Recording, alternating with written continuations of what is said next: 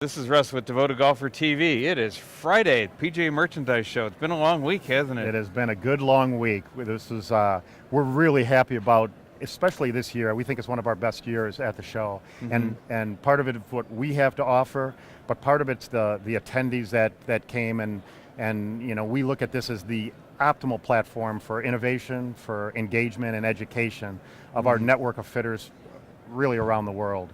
So we get to share what we've been working on the last 18 months in a lot of processes to develop what we've got coming out, and so that they're prepared to present this to players and work with players that are interested in upgrading to the latest, greatest technology. Yeah, and so you get a high percentage of your fitters in here to the show, don't you? For the network of the really high-end fitters, they are seeing the value of this show, because they want to be able to, they need to be able to educate their consumers about what's working for them and understand the differences in technology, materials, and just do a great job explaining. This has an opportunity to bring everyone together. And for us, we bring our tour reps in from the PGA, the Web.com, and the European Tour to help having the stories of the tour and why we chose a particular profile to develop, and why we chose a particular construction of materials, and how it works with different tour players, and then how it works with the testing that we've been doing, and be able to share that. It'd be expensive for us to take that around to everyone from around the world. This is an ideal platform to bring it all together. So tell me a little bit about the material story this year. So we've got two material stories where we have steel. The steel story is we've been working with Shimada out of Japan, and we design on tour, and then we work with the engineers of Shimada to take their technology and design, or final design of the product that we're looking for. The unique thing about Shimada is that they extrude their product, and you see the slide that shows the extrusion process, which is basically a billet of steel, ram force that forces it through a die and forms it into a tube. So it's a continuous flow all around the tube. Let me explain that a little bit. So Okay. the typical shaft starts with a welded sheet, and then you draw it through the dies enough time that basically the weld goes away. Right, well they start flat, they roll, and they Okay. seam. Okay. So it could be different ways. There's different methods of seaming it. Okay. And then once they've seamed it, they go through the stepping process to get that into the final shaft. Okay, yeah. What- When you said extrusion, I had a whole different thought Okay, in mind. and that's why we've worked with Shimada on this graphic to show that when it's pulled through the die, it makes it to the tube. That's the first step in our process. We then take the tube and we go through a stepping process to put the steps in to go from the butt to the tip diameters, which is a gradual step down of the diameter. But it's a more continuous structure. And So I've seen I've looked at the 125s. I haven't finished the review yet. yes. But I went through them and I measured the thing that's most important to me, which is consistency of VI profiles through the set. Yes. And once again, you nailed it. Yes. So now we Thank have you. three versions of that. We have the 125, and then below that is The 115 and and then the 100. okay. and So we've got 100, 115, 125. So we've pretty much covered the range. We have covered the range, and the 125s are going to be launching this summer.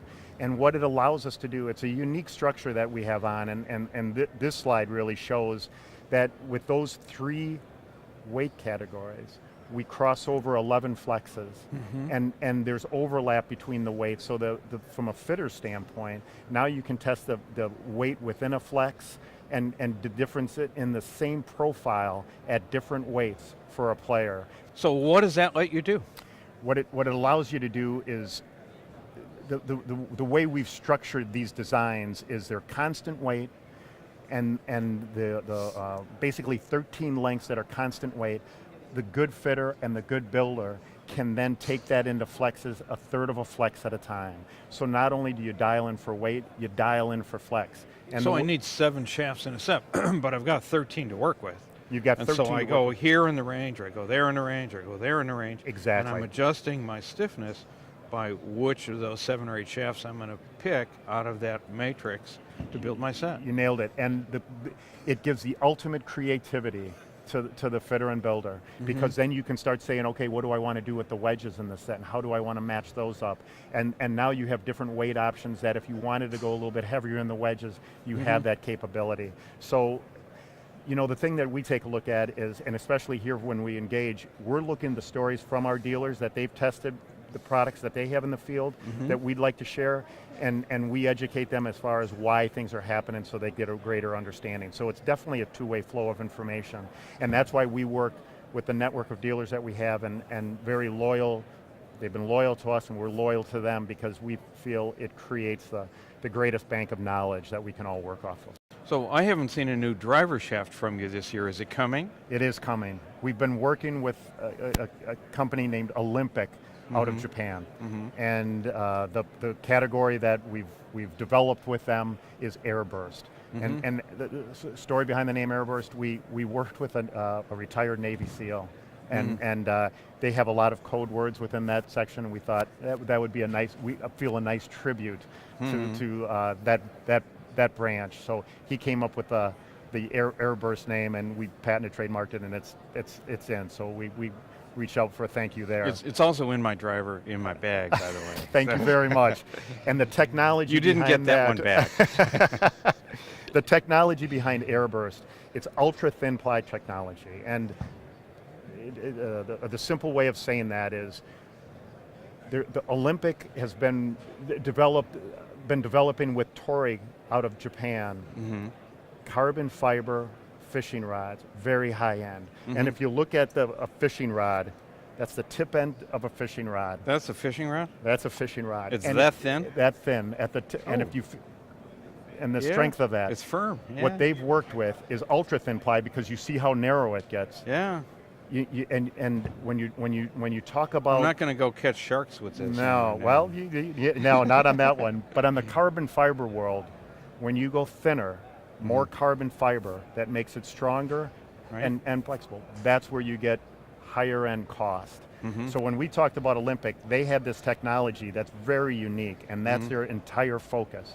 So when we talked about the first shaft, they said, you know what, we could make one probably priced to be able to move a few more of them, or we could just try to show what the technology could do, and that's what we did. So a little pricey, $700, $750 on this brand, but what it allows us to do, and you can see by this slide cutaway, it shows the cutaway of the layers of material that we use on a shaft. And if you notice, there's 9 layers in this, and it shows different directions that we're putting each material just to strengthen the sections. Right. And then you'll see that there are 5 green layers that we don't show that, and that's proprietary to Olympic, because they're putting them at angles and contours that they feel is very unique to their process. Yeah. So that gives strength to the tip and the midsection, and it's a total of on this airburst burgundy that we're going to be launching in around Masters time.